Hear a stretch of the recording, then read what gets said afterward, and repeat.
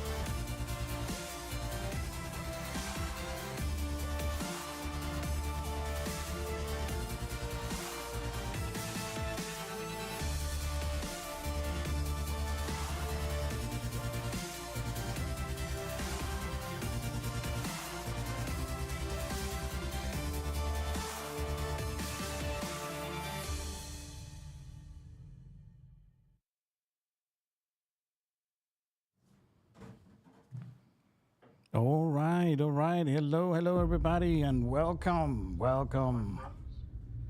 All right, hope you enjoyed that little student reel that I just played for you. That was the completion of the work of many, not all, but many of the students that has gone by the Virtual Production Academy, digital content creation for ICVFX and virtual production is the virtual art department, how to be a virtual art department team member kind of course that we have been running for already a bit of a long time, like 2 years now. Am I right? Well, for the best part of 2 years. And it's been fun. And that is like the recollection of one of the, the most better looking works from all of our students, from some of our students. And with that being said, I just want to get that part, out of the way so we can start with today's, demonstration. There is tons to do today. So what I wanted to say is that we are running that same content again, but this time it's going to be with the Vancouver Film School. And I think it's on the description down below the actual video, where you're going to find out the registration page if you want to go and take a look at, everything here, the actual learning outcomes. From the actual video that I just, the reel that I just played you can actually see what is actually required for you to actually produce, right, at the end. So it's going to be fun. You need to produce an interior scene and an exterior scene, and then you're going to be mashing them up. And once you finish your interior scene, you're going to be showing it to someone from Pixamundo. Mostly it's going to be a supervisor. Either the first time we'd love to have someone from the VAD team to actually take a look at it, on a more creative way. There are also very savvy about, what works and what doesn't work in the actual LAD volume. But for the most part, they are very savvy in terms of composition, right, of your scene and how everything should be looking, lighting, and the actual quality of it.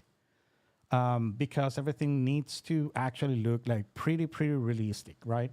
Because it's going to be in the actual background of a real person, and it needs to actually blend up with everything that is on the real side, right, of the stage. At the same time, once that is finished, you're going to be storing it, to a side, because then you're going to start creating an exterior scene. Once that exterior scene is done, then you're going to be meshing it up with your interior, and you're going to be presenting it again to, mostly it's going to be either a supervisor or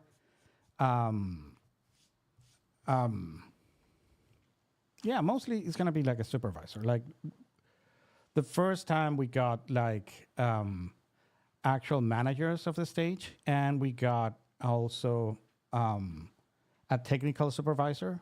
But, lately we got like people that are actually in the, boots in the ground in the stage. And they're going to be revising it on a more technical way in terms of, these could be something that could run in an ICVFX LED wall, or if it's something that, it's going to require a little bit more work. In either case, you're going to get the best feedback out of the work that you're going to be doing. So if you have a little bit of time, take a look at the testimonials. They're great. Everybody have always a great time. You're going to find tons of new friends. You're going to find creating a bunch of new connections. So, take a look and let me know if you have any questions, and we can actually answer them, right? It could be right here. You can also connect with me through my LinkedIn. That is where I'm mostly active nowadays, right? So with that out of the way, let's actually jump into the engine and start checking out stuff. So this is what we're going to be checking out today. So this, you're going to see that it's not running very good. It is actually running very poorly. I actually have it in pause. So if you don't know, if you hit Control-R, you actually turn on and off the real-time capabilities of your viewport. So you can actually stop the rendering. So if you don't want to fry an egg on top of your computer, this is what you should be doing, right?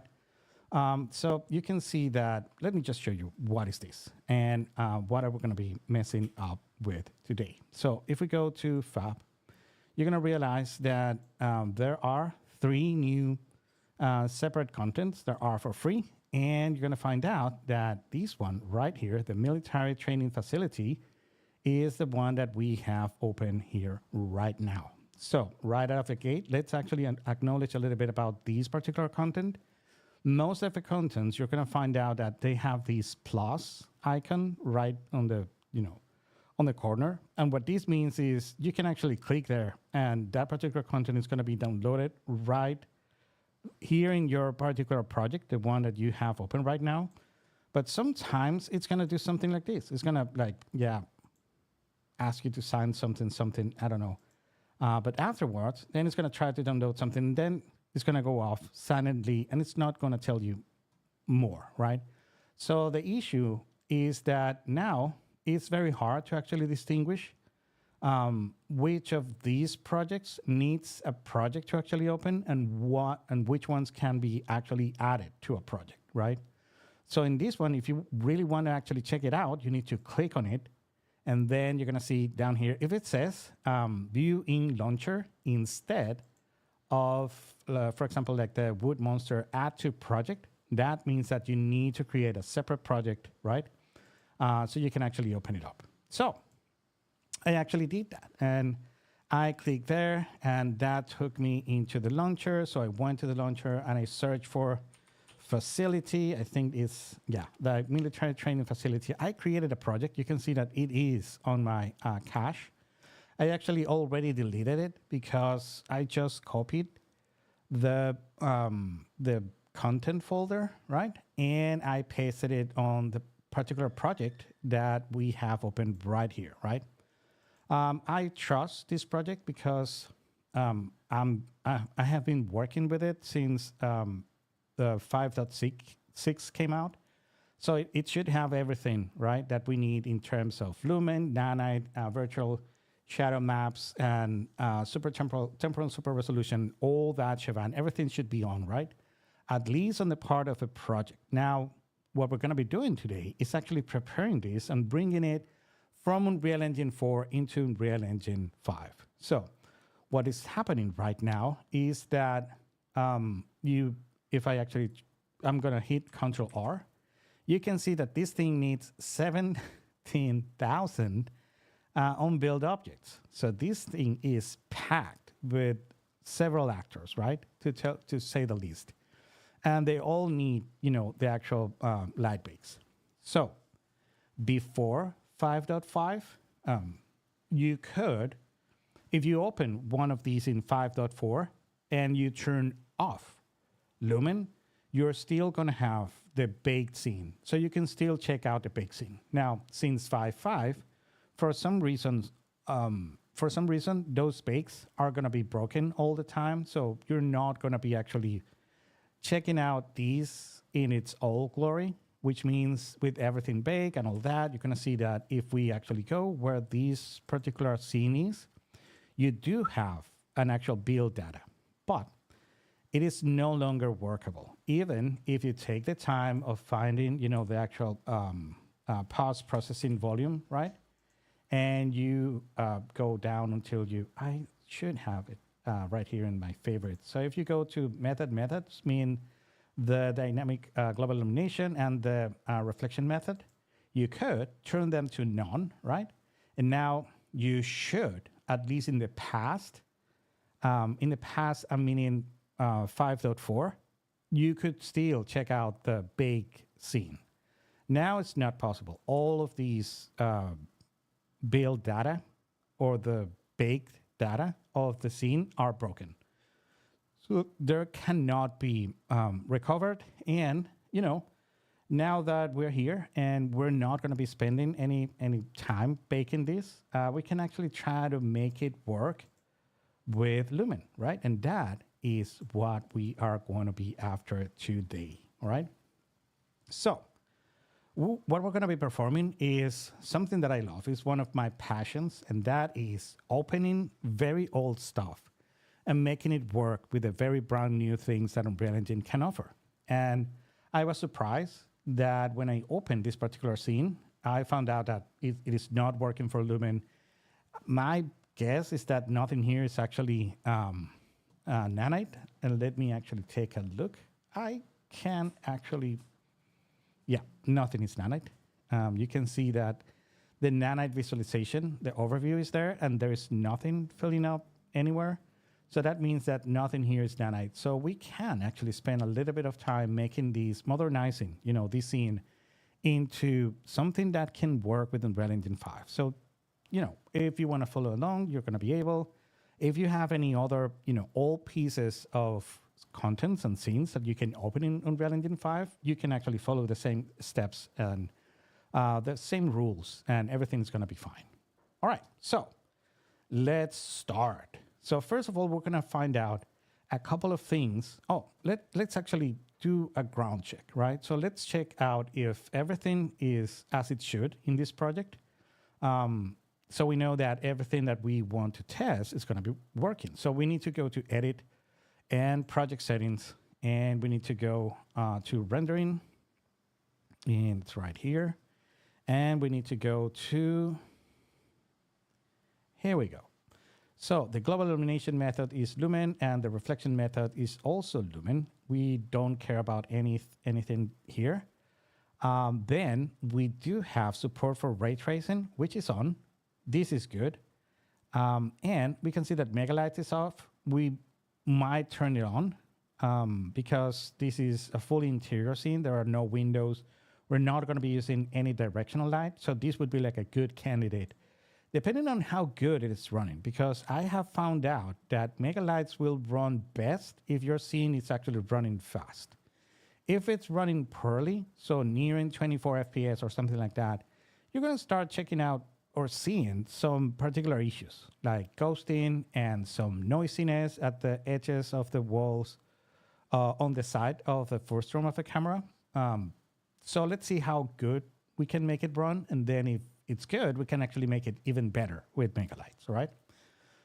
For now, I think that we're using virtual shadow maps. I don't think there is going to be a big issue by running virtual shadow maps for now until we convert everything to Megalight, which is in turns ray trace shadows. But that's it. So on this side, we're good. On the ray lighting mode, surface cache is good. The software ray tracing mode, detail tracing is good. On the screen tracing source, screen color, it's also good. And lastly, this comes on by default, I think, on 5.6, and this is the hardware ray tracing refractions. I don't think that we're going to have tons of refractions here, or at least not any that will really matter in terms of having some good refraction of light of something, right? Mostly we're going to find out that there are a couple of glasses windows here, and that's it. So that being said, that is good. Then the shadow map is virtual shadow maps. That is also good. And if we go down a little bit, we should find out that, let's actually check out the default settings. I want auto exposure off. That is good. And I also want,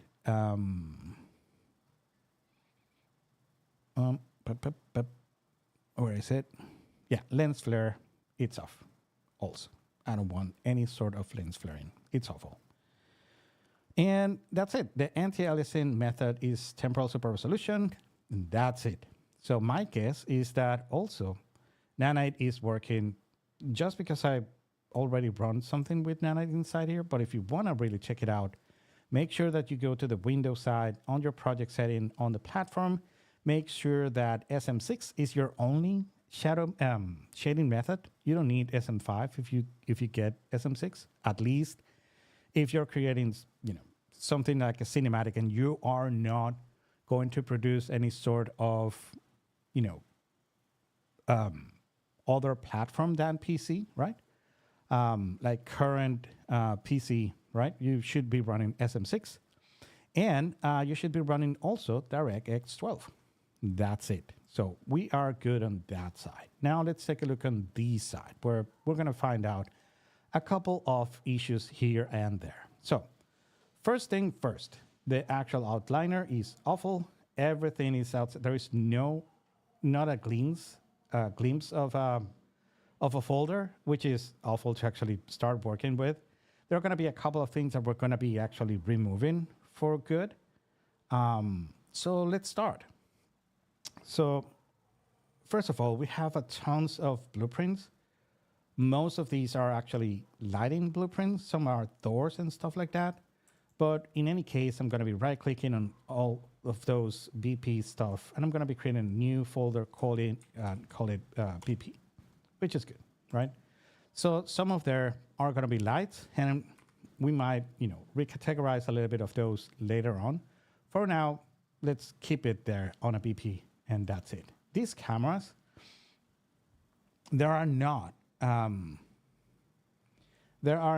cine camera actors, so they are mostly crap. They have like good positions, but the actual quality of those, it's not going to be in any case cinematic.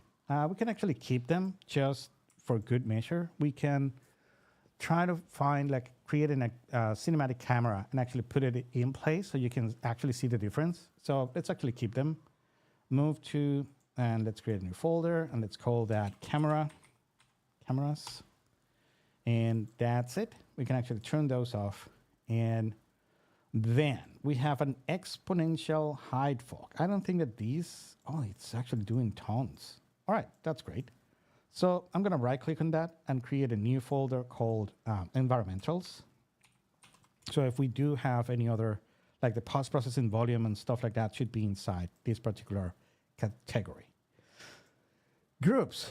Groups are awful. I hate them with great passion. And that is because they are not great when you want to order stuff, because everything that is grouped can be inside a folder, but the actual group should stay always in the root of the outliner.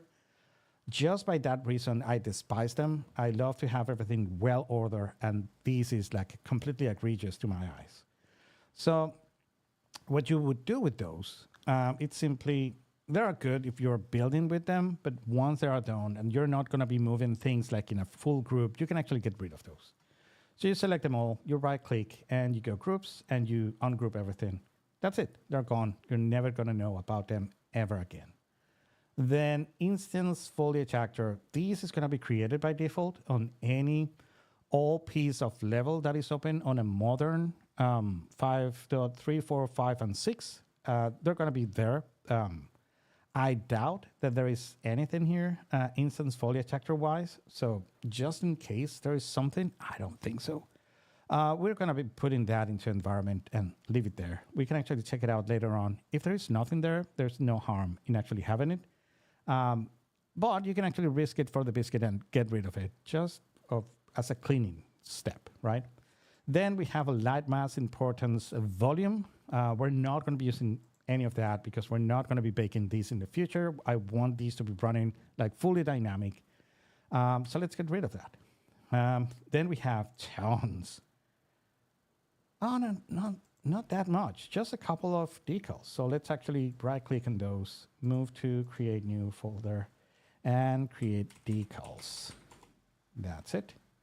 Let's get rid of those. And then tons and tons of P cubes. And are these? Yeah, they're actually creating geometry with these cubes, if I'm not mistaken. Or not. I think those cubes are shadow catching. Like they might have a little bit of a light leak. Let me move one of those and see if that is true. There are a texture, so they may serve some sort of purpose. Not having them named is not great. So in any case, I'm going to be converting these or moving these into a folder called, this is going to be architecture. So arch. And there we go. So this is going to be part of a walls, part of a floor, ceiling, and all that stuff, right? Then we have a couple of lights. Again, a bunch of these blueprints are lights. In any case, I'm going to be creating a new folder called lighting. That's it. And again, we set that the post-processing volume and skylight. That is weird to actually find the skylight here. If it's using the actual scene, this might not be doing crap. I don't think this thing is doing anything here. Because if it doesn't have an actual HDMI and it's trying to capture something, what it's capturing is this blackness, the black of the actual scene. So that thing is doing squat right now. In any case, let's actually move it into my post-processing into environment and the skylight into lighting. One thing that I'm going to start doing is actually selecting all the lights and changing them all to movable because we're not going to be baking them. And I want to get rid of that lights needs to be revealed message up there. And that is going to be movable. Also the skylight. I don't think we're going to be ending up using that one. But in any case, it's there. Now, ammo boxes. I'm thinking most of these are going to be either props or part of the architecture. Because I don't have like endless amount of time, I'm simply going to put everything into one place, and that thing is going to be architecture, and that's it. So let's grab all that, put it inside architecture, and let's keep at it. So we have more blueprints. Let's put these into blueprints. Let's grab all of these. We have more. Oh, no, I'm very stupid. The actual blueprint folder opened up. All right, I have more static meshes, so let's keep at it. Let's stop here. In fact, let me set this static mesh actor so I can actually grab all the static mesh actors that I'm going to assume that they're all part of the architecture. There are some are going to be props. If you have enough time, you can actually go through the whole thing and actually divide in what is a pencil and what is the floor, right? And but that's going to be fine. Then we have a couple more blueprints. Let's put that in blueprints, close blueprints. And then the first thing that we're going to be actually deleting, because we know that we're not going to be using any of these reflection captures nowadays, even, you know, while baking scenes 5.3, 5.4, 5.5, 5.6, you don't need them anymore. Like you can bake your lights and still use the hardware reflections from Lumen, right? So there is part of Lumen that actually work with bake scenes, and that is reflections. The actual global illumination doesn't work in tandem or alongside the actual baking, but the actual reflection does. So that is great. So you don't need this anymore for any reason, even for your bake scene. This is something that should be, or it is there for legacy reasons, I believe. So you can get rid of that. And then more lights. All right, and that seems to be everything. So I'm gonna be changing all of these lights to movable and moving those to lighting, and we are kinda done, right? So now you can see that there are still tons of things that need to be built. So that is because in our BP, there are tons of lights here. And these is gonna be hell to pay to actually convert them all. Let's see. How much we're going to have to do here. How many of these might be? Are they pretty well? Let me grab this one. So this is a light, right? And this thing have tons of lights in. It has like 2 point lights and a couple of spotlights, right? So what we want is to actually convert these to movable, right? And let me actually hit Control B so I can actually get to the, all right, there is an actual blueprint folder with everything that happens to be a blueprint here. So my guess is here is going to be like the easiest way to actually go in and transform everything, right? So let's start with this ceiling flat, and it should be as easy as grabbing this rec light here and converting it to movable. Oh, it's already movable. So we can, you know, ignore this one. Let's keep at it. Let's see the next one. This one have 4. Let me actually go to the actual viewport. So 4 point lights, turn those to movable, save it, close it, and that's it. Let's keep at it. Doors, and yeah, an emergency light. It does have a point light in. It's already movable. That's great. Let's keep at it. We have this hanging light, point light. We need to go one by one. This is movable. So this was like a mixture between some movable parts and static lights. Who knows? Save it, close it. Let's keep at it. Lane divider. I don't think that these have any sort of light in. Oh, it does. Oh, and they are static. All right. Turn those to movable, save it, close it. I don't think it's saved, but we can actually save it down here. And it's good to actually save everything from time to time. So you're going to see that these light needs to be rebuilt actors or objects are, you know, starting decreasing. And that is because, you know, because these are blueprints. If you change the original one, everywhere where that blueprint is used as an actor inside your scene, it's going to be changing along with. So you just need to change it in one place, and that's it. So here, movable, and let's save and close. Let's key about it. Now this one does not have light. Cameras, I don't think that they have light, so I'm going to skip it just for now. You can see that the number is still up. So there might be a couple of other lights here. So maybe this spotlight, huge spotlight. Let's actually change it to movable. And let's grab this one and change it to movable and compile, save, close. 3,000. So we are almost done. This one is a tray. I don't think this is any kind of issues. We have a wall light and another wall light. I think with these two, we're going to have everything covered. Rec light, movable, and point light, movable. And let's compile, save, close. And we are nearly there. We have only one more to actually go through. Rec light, movable, and point light, movable. And let's check it out. Still, there are still a couple of things that needs to be converted. So let me try this. I'm going to be turning off the full folder for blueprints. And you can see that just by doing that, everything, the actual message, it's gone. So the actual light that it's still not movable is inside here.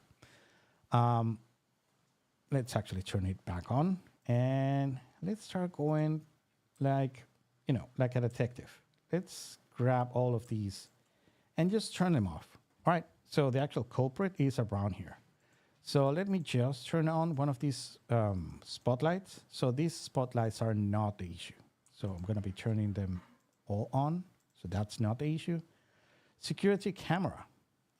Those doesn't seem to be the issue. Hanging light. Oh, this is one of the issues. So what is going on here? Let me hit Control E to edit. There's something here that, all right, this one somehow I didn't go through on that blueprint folder. All right, that seems to be it. Now there is nothing showing. Let me actually turn them all on. That is good. So my guess is that the rest is gonna be good. So that's it. All of the lights that are present right now in this scene are movable. So we now don't have that preview stuff going on anywhere. Oh, we are having kind of some issues here with the light. So not that good. Later on, we're going to be debugging these lighting issues. We need to actually check out from which particular light this weirdly shadow is being created. We have other weird shadows here and there. You can actually see this one here. It's very weird. So we're going to be cleaning this full thing up eventually, all right? So for now, that's it. And I think that we got rid of everything that we're going to be getting rid in terms of things that we're not going to be using. There is one thing here that says one pass projection, max light overflow. If you see shadow artifacts, decrease the amount of local lights per pixels or increase the shadow virtual one pass projection, max light per pixels, etc., etc. So what this is doing, what this is saying is that we have too many lights for virtual shadows to actually catch it. So you can actually go here and use the r.shadow.virtual.allow screen overflow messages. We can increase the r.shadow.virtual.one pass projection.max lighting per pixel. If we get that to be like 64, this should be fixed. But I have a better solution. Because again, we're only using interior lighting, even though we're very low on FPS right now.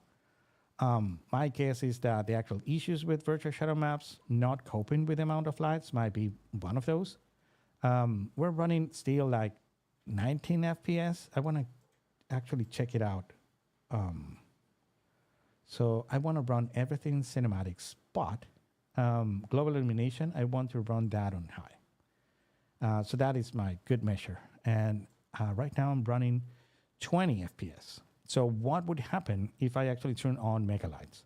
So you can turn on megalights on your edit project settings for the full project, or you can turn it on just on this scene. If you go to your post-processing that we have here in environment, we check the post-processing volume, and we should have the megalight right here. And so this is without megalights. We have the actual issue here with virtual shadow maps. As soon as we turn on megalights, that it's still there. Why?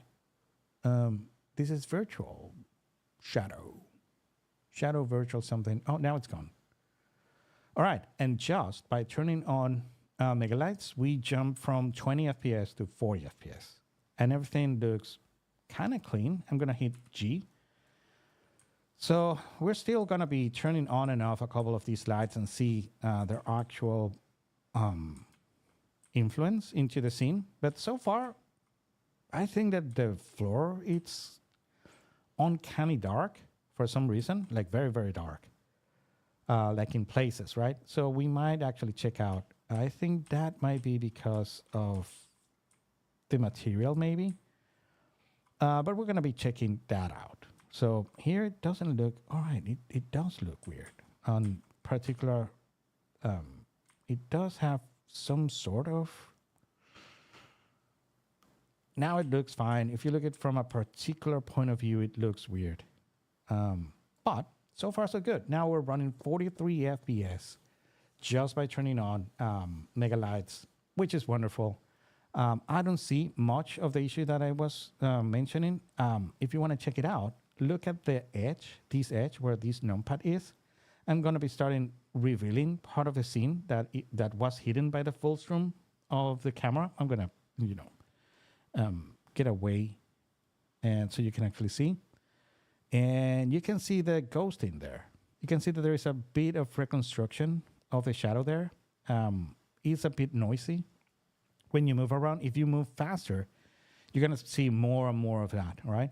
So when you're working with Megalights, you don't want to move, you don't want to do like very fast movements because you're going to start checking out, those pixels right at the edge. And that is the only bad thing that, right?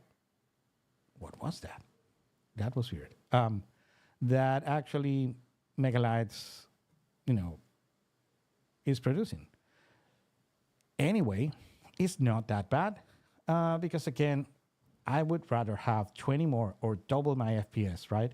And have a bit of artifacts here and there that, depending on what you're going to be using it for, is not going to do any trouble. It will be very heavily dependent on the actual movement of your camera and what you're going to be using these particular content for, right? But so far it's going to work really, really good. All right, so it's not looking that bad at this point. We're running 40 FPS and we are running everything dynamic, and my guess is that everything is running, it's looking good, right?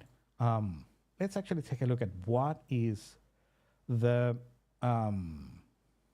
let's go to environment and turn off the post-processing volume just to check out how much of that is actually doing in terms of the quality. So it does tons of color correction in terms of the contrast, right? And the brightness leaves it like really, really well and burned.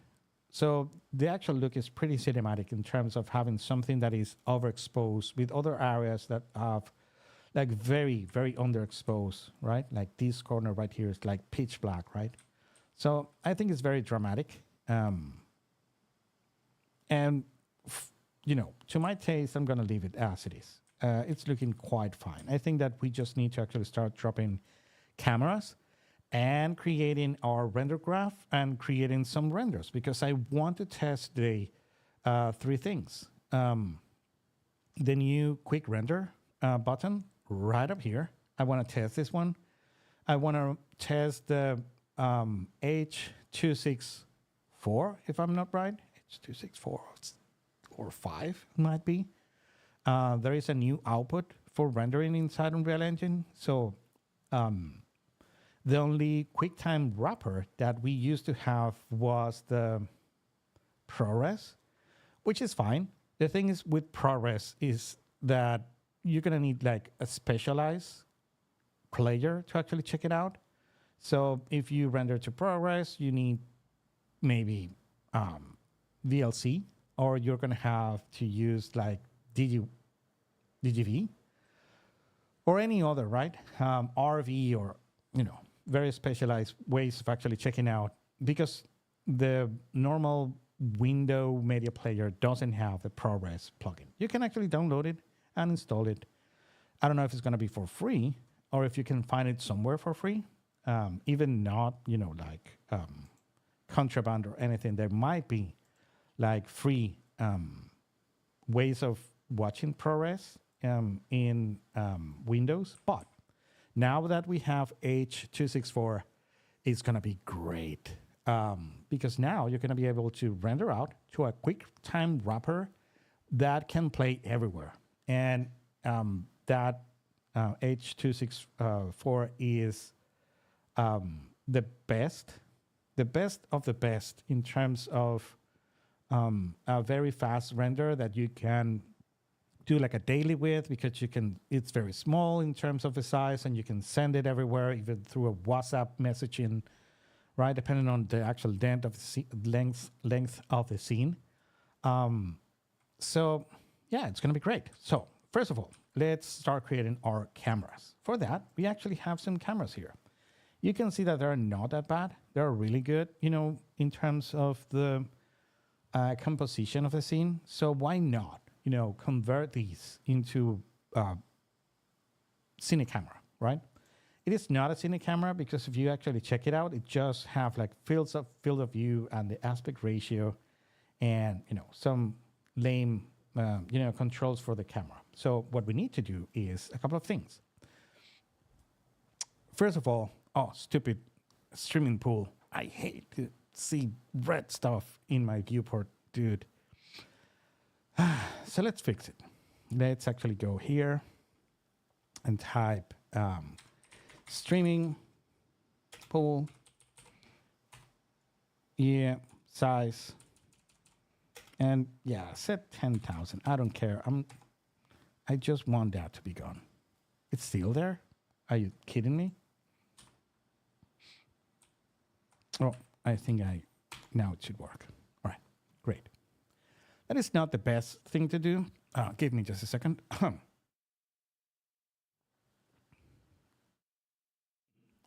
So it's late to actually talk about streaming. Streaming is changing a lot.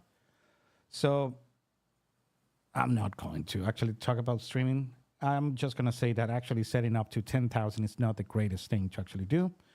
It doesn't solve it. It will just, get off your back with the red messages up there, which is what I wanted to do now. So let's actually create a camera and set it up in the same spot as this one, right? That is going to be easy. We need to actually open up here, or you know what?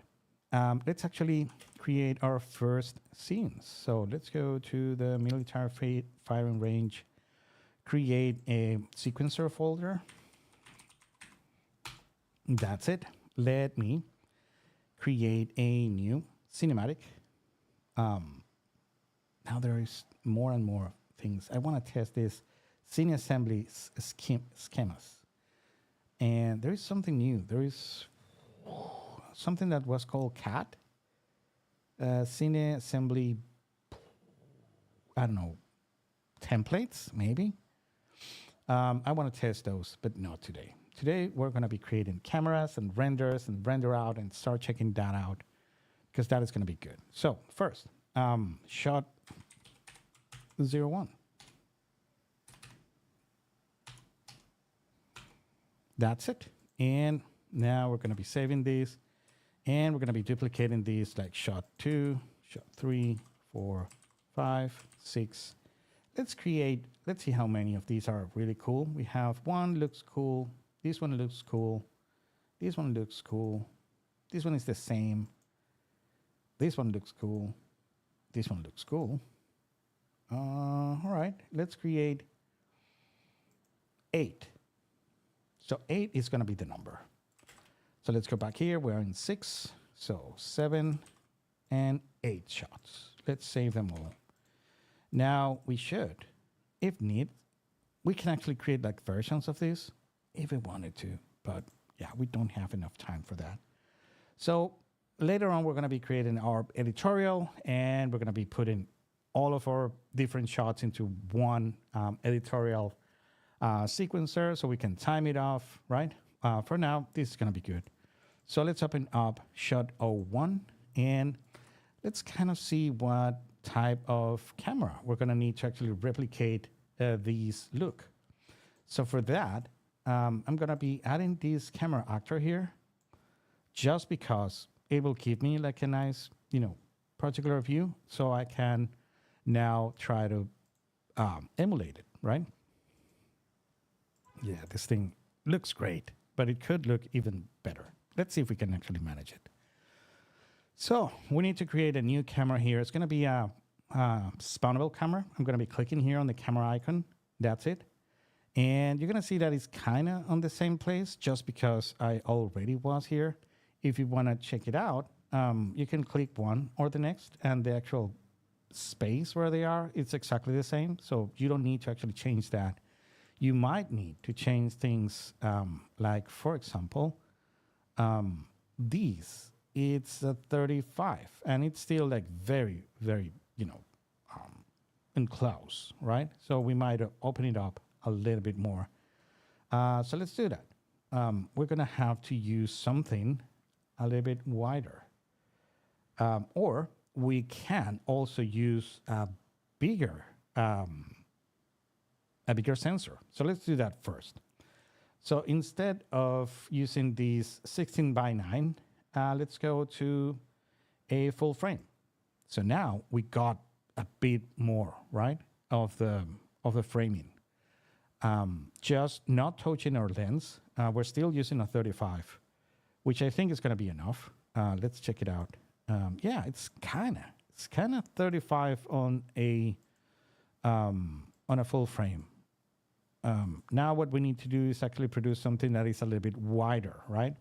So for that, instead of the cropping here, it's not gonna do us any good, because if you crop it, it's gonna crop it on top. Oh, wait, that wasn't that bad. So the cropping actually, no, it's, as I said, the actual cropping was going to harm us in terms of giving us a little bit more space. So I'm not going to crop it. What I'm going to do is actually play with the, where is that? Camera options. Oh my God, where is the, is in the lens, maybe? Squeeze factor. Yeah. We're going to be opening these up until we get the same. So that thing is showing like the edge of these desk, something here. So let's try to find that same here. So we need a little bit more of this squeeze factor. And it's about here, I believe. So with these, I believe that we are kind of on the, to the best of our abilities to mimic, right, and emulate the normal camera actor on a cine camera actor. And now we need to choose, and that is something that we cannot emulate, and that is what is going to be in frame or in focus, right? So these cameras doesn't have any sort of focus. It has like a, like an unlimited focus as far as I can see. So, oh, do we? Do they? No, I don't think that they do have any sort of. Yep. So we need to actually choose. So I'm going to be setting this on a round number 1.4. It's going to be my last offer. And yeah, I believe that is going to do fine. It's a bit different, kind of. What if I now crop it to, oh, I think that, all right, look at that. Now it is even better. All right, that's it. It's sold. So the only changes that I did was I set it to be full frame, and I set a squeeze factor of 1.4, and I crop it to, I can't remember what is, if it is actually a name, I think it's CinemaScope. Where is it? Oh, here it is. So 239, I think it's CinemaScope. If I'm mistaken, correct me in the doobly-doo. send me a message, right? That's it. I think this is good. Now let's actually figure out what we want to have in frame, right? Or in focus. So let's open up our focus settings, and we can actually turn on our debug focus plane, and we're going to bring it closer. I would say that the actual eagle, logo at the end should be what should be in focus here, to tell you the truth. So that's it. That is going to be it. And this shot is ready. We can actually go and animate it later on once we get everything into our, full set of shots. And then we can go one by one saying, well, I want to do like a zoom in on this one. I want to do like a pan in this one. I want to do like a truck in or truck out. So we can start animating them once we have them all, right, in the same place. So for now, this is okay. What I'm going to do is I'm going to be copying this cinema camera actor just because, I think that the rest, if we're lucky, the rest of these cameras have the same field of view, hopefully. Let me actually check it out. Dang it, no. Well, in fact, well, I don't think it's going to, I'm not going to be, guesstimating, all the views. I think that this camera looks like really good. So I'm going to keep it. So what I'm going to do is actually copy it, and we can save this sequencer, close it, and we can go here and open our shot 2. And shot 2, we're going to be, let's go cameras. Let's go camera actor 2, and let's drop it here. And that's it. Now what we're going to do is hit Control V of paste, and now we have this camera, right? But they're not in the same place. So this is the actual trick. And let's actually do that. What we're going to do is we're going to be, I think, dang it. I think that what we can do is actually, we are in the point of view of this camera actor. We can right click on the scene camera actor that we just created, and we can move camera to object, move object to camera, move object to camera, I think. Yeah, that's it. And now this camera should be in the exact same position. So the only thing that is not matching is that this particular one actually changed. So this one is a little bit tighter. So I think that we could address that. We're going to be animating this camera, so they're not going to be the exact same. So I'm going to be using the same camera on all my shots. And if needed, we can actually change the lens once we start animating. So far, it's going to be good. I actually should get rid of these cameras and do something very, very important. That is, name your cameras, like always. All right, something was not great. Oh, wait. What is not great is that the actual camera card was broken. We can actually fix that really easy by, first of all, renaming our cameras. So this is going to be my cam_shot_02. And now we can right click here and assign that camera to these. Now it should be good. Is it good? No. Something went awfully bad. So again, move object to camera. Oh, wait. You know what? Let's do it the old way. I'm going to be parenting it, and then I'm going to be zeroing it out. It's going to do the exact same. And then I can unparent it, and that's it. That is like the easiest way of actually producing what I wanted. That's good. Let me actually, I didn't rename, so every time I save, this is what is going to happen in real. Don't do that, really. Don't do that, please. Behave. You know, this is like the 10th iteration of sequencer. You cannot keep doing this kind of crap. And you keep doing it. Why? You do have an actual transform track, so you know. All right. I know that you can do it, Unreal. All right, let's put it there. Yeah, this should be your place in the world. Let's add a key, like a full key. Oh, as soon as you move. What the? It doesn't like this way of doing things. All right, let's do it the way that we did before. So, and that is jump into the camera. Now my viewport have this camera.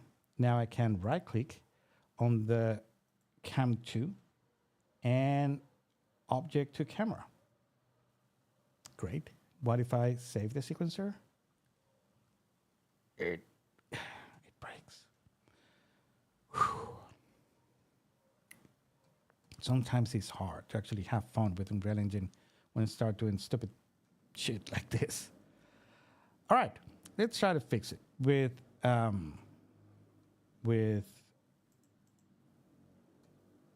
key. So let's do it again. All right, there. And right click, no. There. Right click, object to camera. Great. All right. Create a stupid key. Will you hold it there? Oh, look at that. It seems like it's holding.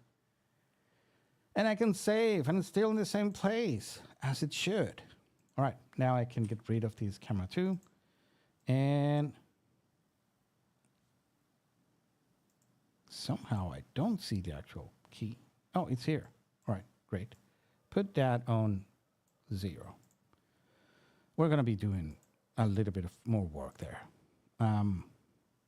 Let's actually create a full key just in case. So this is going to be the starting point anyway, so it's good. I'm going to be saving these. Let's do now shot 3. Let's see if we can actually manage to do, these at a faster pace. Let's see how fast we can go.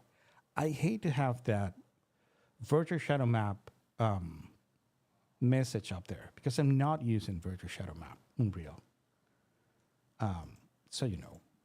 All right, let's go camera actor 3. And let's paste. Let's do it the easy way, which is this. Tick, tick. Take it out. Key. And now we can actually take a look at here, and it's good. I can move, and it's not going to be zeroed out again. So I can get rid of my Cine Camera Actor 3, and I can rename this to be my cam_shot. You know what? I should. 03. And what I'm going to do is I'm going to be setting these to cam_shot_0, and I'm going to be copying these one that actually have the name, so I can save the renaming. Yeah, that should do. And I need to rebind my camera cut. That is good. Let's save. And this might be taking too long, so I might not do 8 cameras. I'm going to do 4 cameras. Either way, I know that it's going to spend a little bit of time actually rendering. So, yeah. So camera 4 is going to be, oh, that one is not that great. Camera 5 looks fine. So let's do this one. That is good. Great. Let's paste the camera. Let's rename the camera to be camera shot 4. And now let's grab 4, put it under 5, zero it out. Oh, what? Oh, it does have an actual key. Yeah, for sure. So let me take it out and rekey it. No, it's doing whatever. So the actual key stuff is really messed up. Let me actually get rid of that key and try to rekey it. All right, So we're watching the actor 5. Let's grab this one, put it there, zero it out, take it out, and key. All right, that is good. This is the last one. I'm not going to be bothering you all too much with these. And let's get rid of these and reassign this binding. That is good. And now let's save this, close it, and let's go. I'm going to get rid of all these and rename my shot 5 to be my editorial. And let's actually open up my editorial, and it's down here. That is good. I'm going to grab all these and drop it here. Cool. So now I have shot 1, 2, 3, and 4. And what I'm going to do is I'm going to start timing them out. And it's weird. It's not actually doing the snapping. Who knows? It's not great. Yeah, it actually created its own shot track for each. It's not great. So I'm going to have to do that one by one. And it's not snapping still, is it? Kind of. Here we go. We're going to snap it afterwards. That's it. I'm going to do these kind of checkerboard pattern. That's it. And I will give these, the length of these. There might be changes on the timing, but let's see how these look. So first of all, I need to jump into my shot 1 because I need to actually get rid of the Cine camera actor and rename my camera actor. So again, cam_shot_01. And we need to rebind our stuff, and that's it. So we are down here. Let's save everything. Let's go back to editorial and let's check it out. This is shot 1. Shot 2, I didn't check out the, let me go to my focus and check out the focus here. So what should be in focus here? I believe, let's try it with here. So we have a little bit of a deblurring in the back. All right, one tip. If you really want to check out the depth of field in your viewport, you gotta make sure that you are running. Oh my God, why this thing is changing? All right, let me set it back to cinematic and just my global illumination to high. So are you gonna feel angry about that in real? Not default scalability settings. It's all right on real, you're gonna survive. So you might want to make sure that your post-processing is in cinematics, right? Because if it's not, you're going to be actually fooling yourself, thinking that that is how the depth of field look, while it might look a little bit better, right? So always, if you're working with cameras, drop your post-processing into cinematics, right?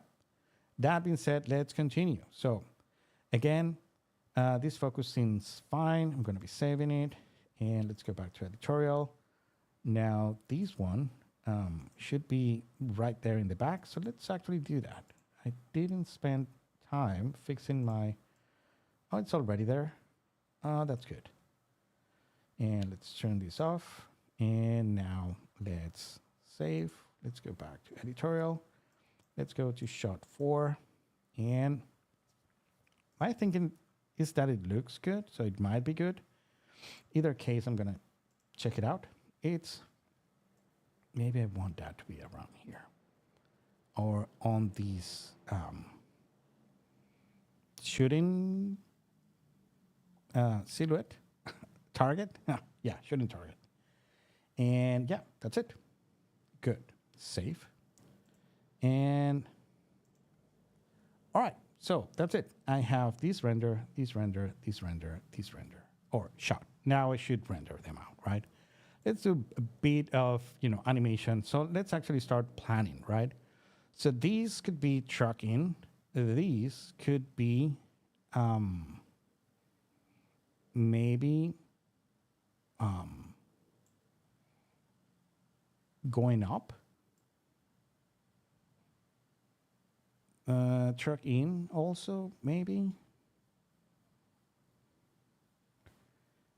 Let's see what we can do with this. And this one is going to be pan right. So let's see. Let's start with this one. Let's jump into the camera. Let's go to the first. We should already have, let me close the camera component. Oh, we don't have an actual key on this one. Right. So we're starting here and we're going to be ending up. I'm going to have my auto key on my sequencer. And let's actually do this because I might want to have these. I'm going to be selecting my camera. These, I think these is now around here. That you can actually turn it on and off. Is that right? I know that if you go here, cascade? Cascade? What do you mean cascade? All right. Let me actually open up these. And is preview selected camera. Go away. That's good. All right. So now I can come here and I can turn these into local. And let me test up to, let's see the speed. Not that bad. All right, good. Now, one thing, let me go to the last, do a full key, select both, and I will transform them to linear because that is a nice trick. Oh, this thing going always outside of the range of the shot. It's awful because if you are working with a spawnable camera, the camera will disengage. And now it's going to try to engage on this side because it's horrible. So if you want to keep the camera actually in this side, always, logged in, go here on the playback options and keep the playhead in playback range while scrubbing. And now you cannot go out. So the camera will not despawn. And so it's not going to disengage from the viewport. All right, great. So let's actually check out the actual speed. So when you set them to be linear, you are going to get like a better speed of movement because it's going to be equal at the start or at the end. And you get like more timing into moving. So you're not accelerating from zero. And yeah, look at that. It's looking very, very good. Yeah, this is the quintessential, establishing shot. Like this is where we are. All right, that feels great. I'm going to be extending this to my last frame. So I don't want to have like a steady last frame. And that is good. This is my first shot. Very simple. Just a zoom in and that's it. Let's go back to editorial. And this is how it looks. Now let's go to shot 2. And let's engage with the second camera. And it's engaging on this side because who knows? You click on something on the viewport and then you engage the camera and now it should engage here. This is how it works for cameras. For camera cuts, it's a lot easier. So let me see if I can find it in the new viewport. It might be good to actually know where it is nowadays. You might want to have,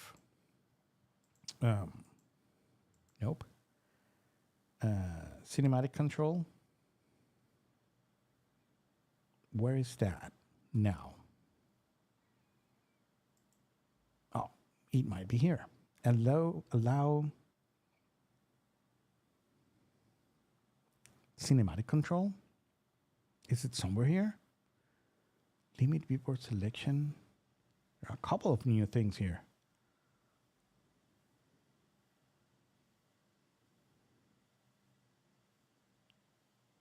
What? is it not here anymore? That is weird. Oh, it's here. Good. Default configure the viewport to default arrangement. No, I want this one to be the cinematic viewport, right? And now it's going to disengage the camera, but you can engage it again. Now, again, it's not the camera, it's the camera cut. The camera cut will follow that, you know, if I come here, and this one has not cinematic viewport, if you engage your camera cut, it is always going to be on the one that you assigned that. Now, cameras are different. Cameras is going to be last click, last serve. So if I actually, you know, jump into, if I select here and engage the camera, it's going to engage on this viewport. If I click on this camera and engage the camera, it's going to be on this viewport.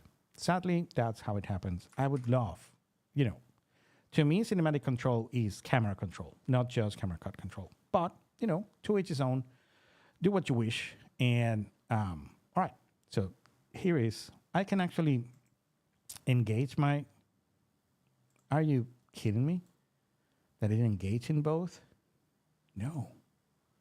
You are tripping balls, Unreal. No. What the hell are you doing? No. You do not have cinematic viewport. Oh, no, it's not cinematic viewport. I'm a fool. It's allowed cinematic control. Yeah, that's right. Oh my God. What does it say here? Do you have cinematic control? Oh, you do. All right. So now, all right, that's it. Just on the right side, as you should. Because now I can actually find out my camera and I can move it however I really want to. So I was talking about this one being crane up. So let's see how that would look. I already have a start key. And if you actually change it before you create the secondary key, then the second key is going to be on the same fashion as this one. So you can save a click. So let's go here and now let's bring that camera up. All right. Not that bad. I think I love it the other way around. Like sink down. Like crane down. Let me actually take a look how that looks. Yeah, that looks a little bit better. Like going down. Yeah, and this thing appearing from nowhere on the right side. Now, this is where we're talking about megalights actually being a hindrance. Like you can actually see the thing down here. It might be too fast. So what you can do is actually don't go so high up. If you're going to go to the particular key, you click on the key. That will take you exactly to the key, right? And now, don't go so up. Like around here, it's going to be good. So if you move a little bit slower, you might not get too much of that thing there. And if it renders out that way, you can actually crop it just a tad and, you know, lose like 4 to 6, you know, pixels down there, and it's going to be fixed. All right, that's it. I have my second camera done. I'm going to save it, save everything. You are right. Let me actually save everything just in case. All right, very good. And now let's go to the next. Let's go to camera 3, which I think is going to be a trippy camera because I'm going to be moving it in these. Let me show you what I'm going to do with this one. Let me jump onto this one. Let's go here. I should have a first transform key. Let's make it a full key. And now let's go to the end. And this is what we're going to do. We're going to do something weird here. Let me select this camera and hit F. And here we are. So what I'm going to do is I'm going to convert these into world coordinates. And I'm going to move it this way. So it's going to always be skewed to the side, but moving forward, right?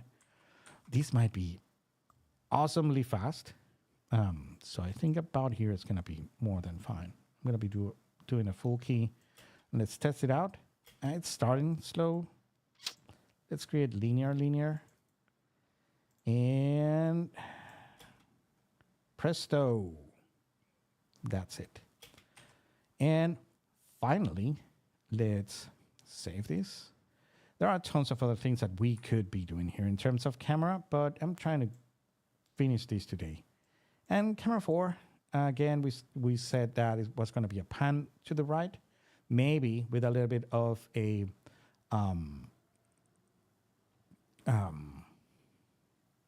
yeah, let me do that.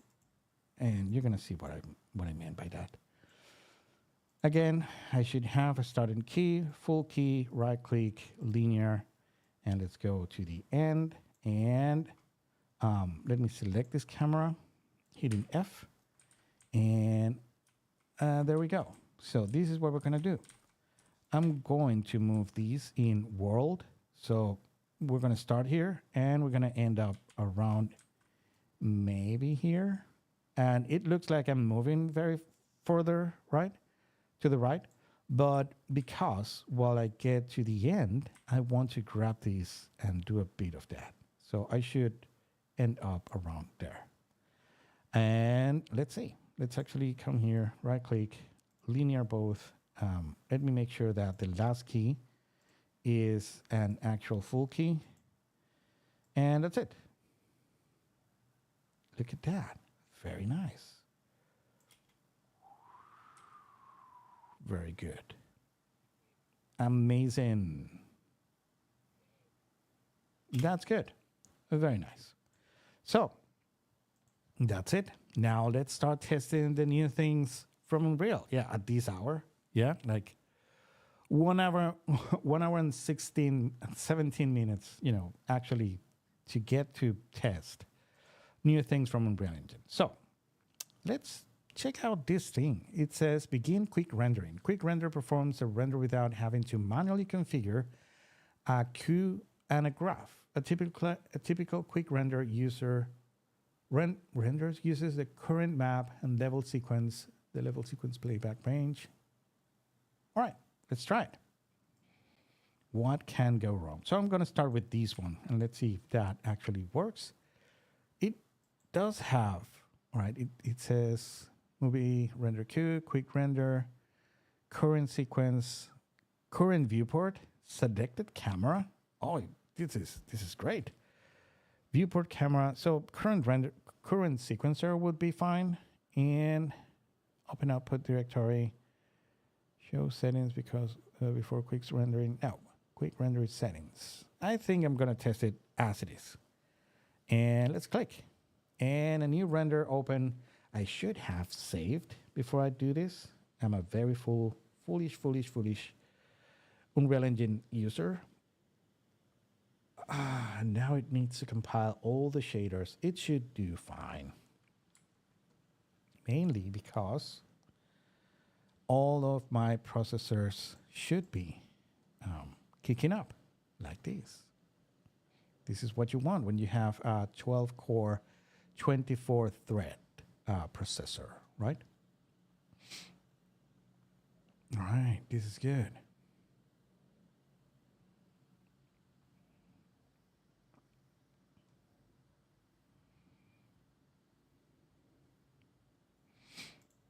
All right, it should be done really fast.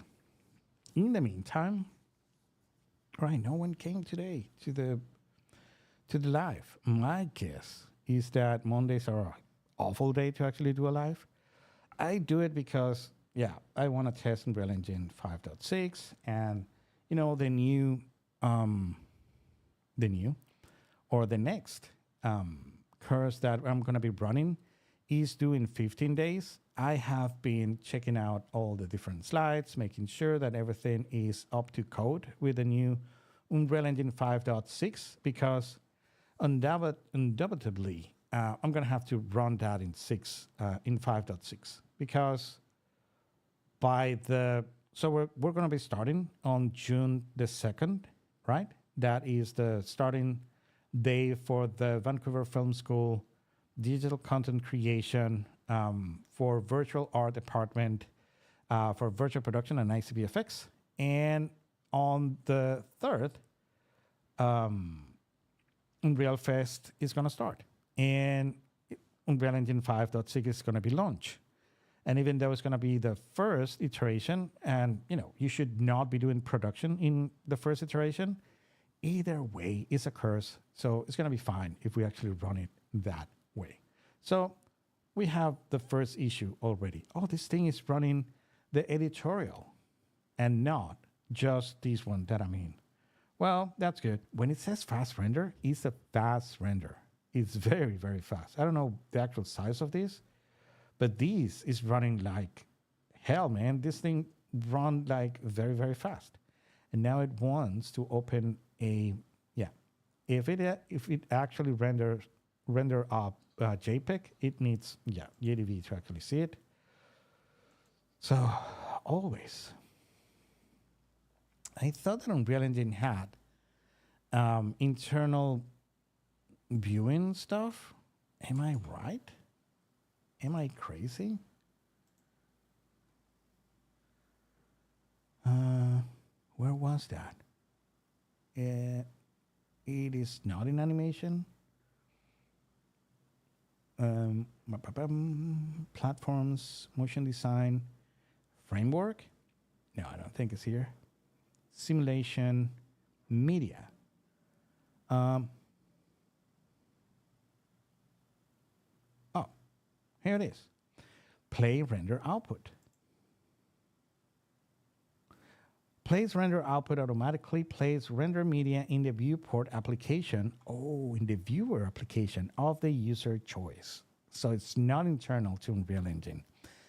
Drats. I was really wishing that it was like an internal thing inside Unreal Engine.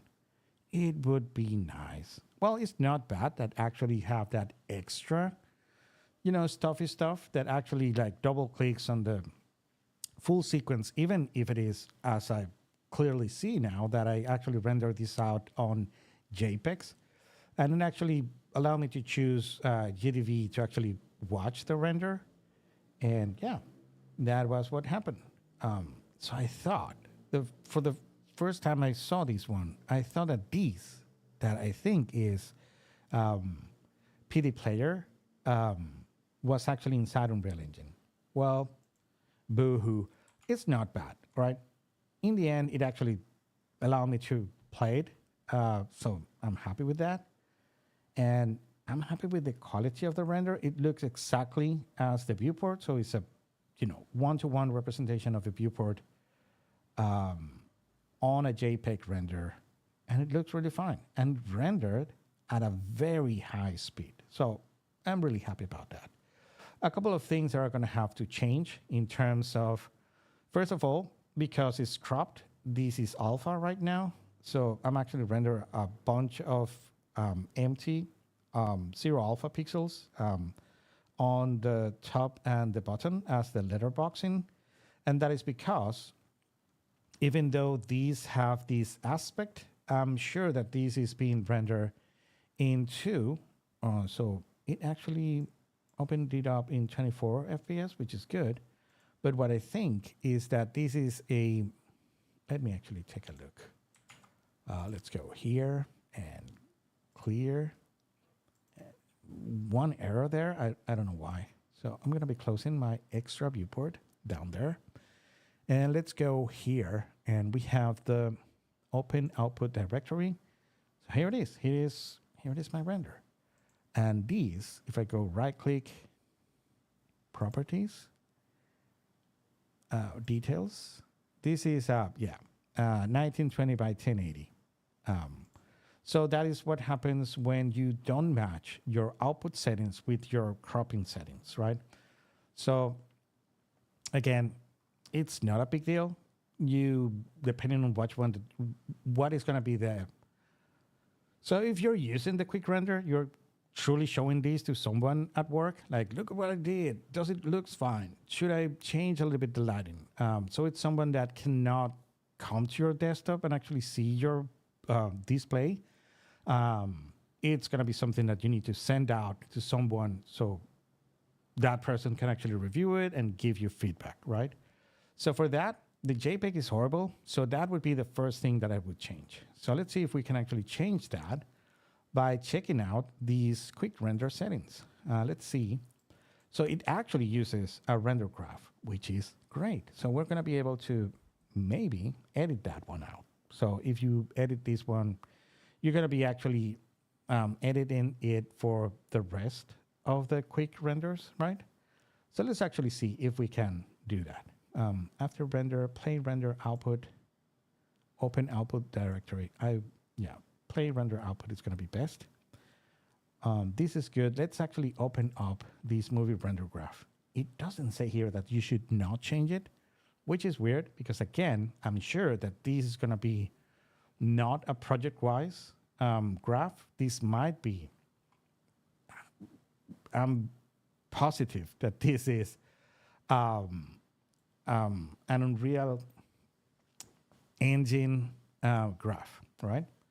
So this is what I want to change. JPEG is cool, but it is not the best to actually do a quick render because a quick render you want to show someone, you don't want to carry, right? A bunch of different images.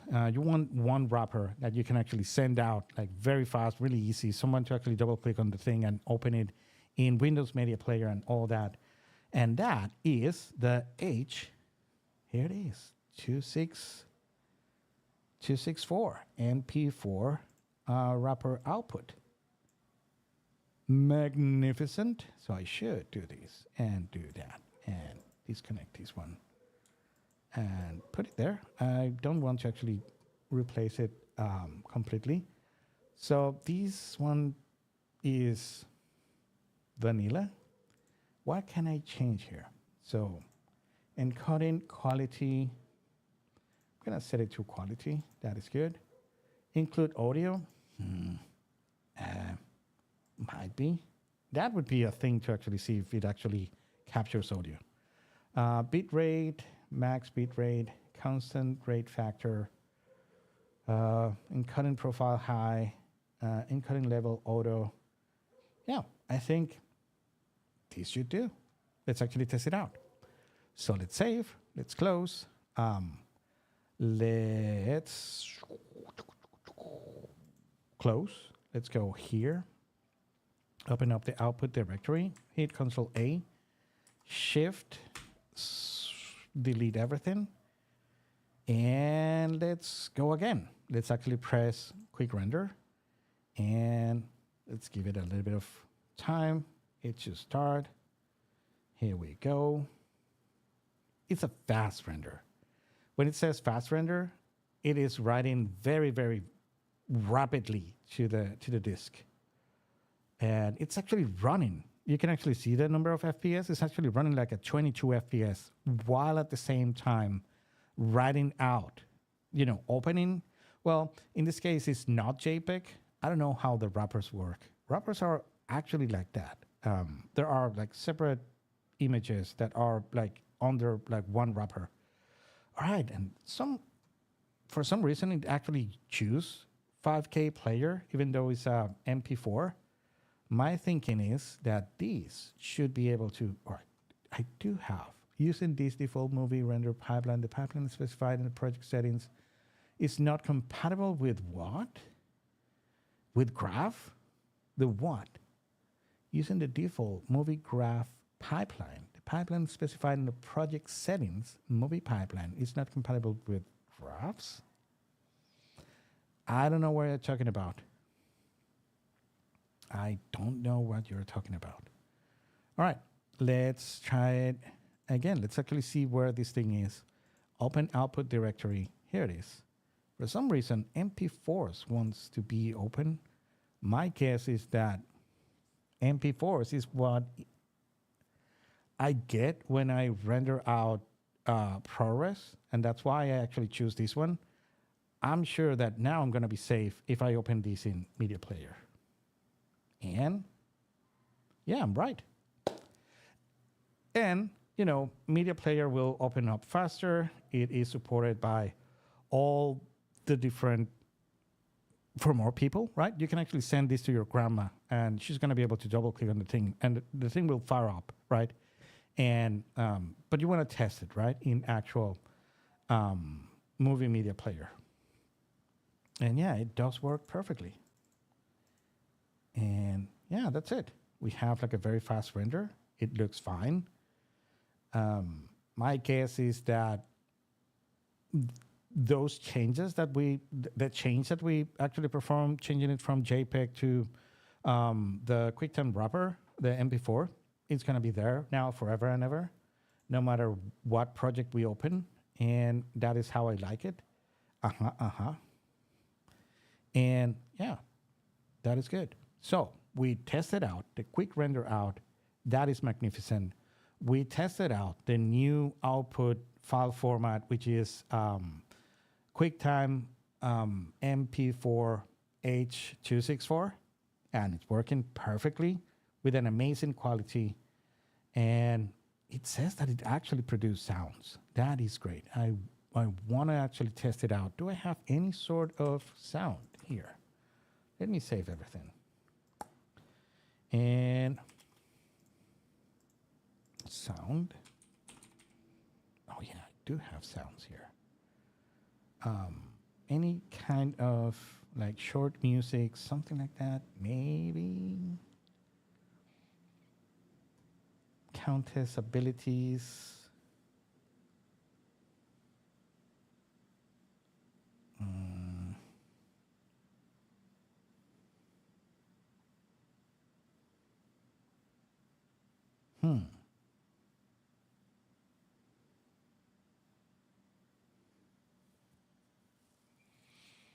Breathing low health. Maybe something like that we can actually set up. It's going to use an audio clock as the clock source when you're working with audio. Yeah. You know what? It should not be here. So I'm going to be pasting that here in the editorial. And can I? Yeah. So will that sound? It is not, PG-13 at all. I just want to make sure that it actually renders out sound. This is the best I can do. Don't sue me. Don't take down the video. Please, please. Oh my God. This is going to be fine. Let's actually do another quick render.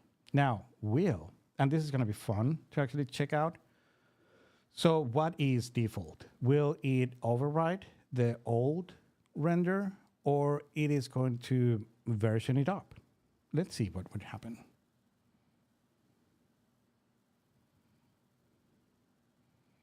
Imagine if this thing actually creates a QuickTime with audio. That is going to be fine. And finalize. It does. All right, that is amazing. That is amazing. So I'm going to take this out before I get my video flag. I wanted to also make these QuickTime render settings. No, it was not that one. Oh, yeah. It is not a change. I just want to make sure that from now on, no, it's not this. Source, yes. Open with. Choose another app. And media player, always. And stop because of the no, don't hard breathing here, lady. Oh, I cannot. I should. It's all right. You will be able to actually get rid of that later on. So, magnificent news. We can also produce outputs with sounds without having to re-render, because there was a time where you could render out audio, but it would run the first time running the video and then run a second time running just the audio. And you might have like disconnections on audio and video. I think that this time it was like in one go. So you will get like everything synchronized. So yeah, this is great. I'm loving this. This is the best thing to come to Unreal in a long time. Having this quick render.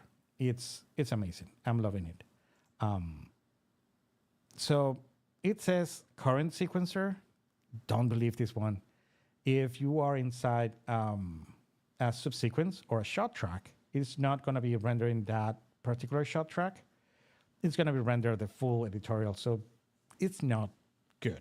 When you say current sequencer, you know what? Granted, you could, at any point, because you can, right? There is nothing that prevents you from sequencer. No. Military firing range sequencer here. You could open, a particular shot, right? Like shot 1. And now you can, render this thing out. And it's just going to render shot 1. So it is the sequencer that is open. So if you have opened your editorial, it's going to be rendering the full editorial. And that is how it works. If you close your editorial and open a particular shot on its own, it's just going to render that particular shot on its own. That is magnificent. So you have the choose, right? You have the choice to choose. You have one choose in each foot. You have the choice, right? And that is amazingly good. Yeah, for a fast render, I think this is enough quality, and it does look like really really good. And yeah, I'm really digging this thing out. The only thing that I would add here is, you could run a little bit of your post-processing volume. I would change my method of blooming from standard to convolution. That looks a little bit better in Blender. And yeah, I think that's it. Yeah, you have the shadow contrast that you can actually use to fix those really dark spots. And you have the highlight contrast to do the same with very bright up parts of your scene. So if you don't know where those are, these are inside the Lumen. So you need to go down until you find your global illumination. You go Lumen global illumination, and then you go advanced. And no. Those are other ones that you can do almost the same thing. This one is on local exposure. Yeah. So these are these two. So you have like a shadow contrast, and you have like highlight contrast. So you can, if you have something that is really burned out, you can actually tone it down if you want. So this is a way of doing tone mapping, which is great because the output of Unreal Engine in the viewport is HDRI 32 bits, but it does actually put a tone mapper on top of it. So that's why you actually don't watch your viewport in linear mode. You actually watch it on sRGB mode with a tone mapper on top. So that's why you can actually, rescue parts that are overly dark or overly exposed. Yeah, that's it. All right. So I'm going to be doing the next. I'm going to be saving this, close it out, open up my editorial, and hitting play just for you to actually check it out, what we did today. It's running fine, 32 FPS. It's looking fine also. And for a fast render, for you to actually show this to someone and actually get an approval of some kind of work that you have been doing, it's going to be perfect. This is the actual way to go. And kudos Unreal, kudos Epic that you add that quick render button. I love the fact that it's a teapot. Very 3D Max, right? Of doing that. And yeah, that's it. I will see you tomorrow. Tomorrow we're going to be here with Franco, and we're going to be checking out tons of metahuman stuff that he has been uncovering, right? I want to actually make sure that we get like a way of creating clothes for your metahuman, because no one wants, a beautiful metahuman, in shorts and a tank top, right? So yeah, that's what we're going to be running tomorrow. And for now, I just want to say you tell you that I love you all. Take care of each other. Be nice to everybody. And see you tomorrow. All right? And bye.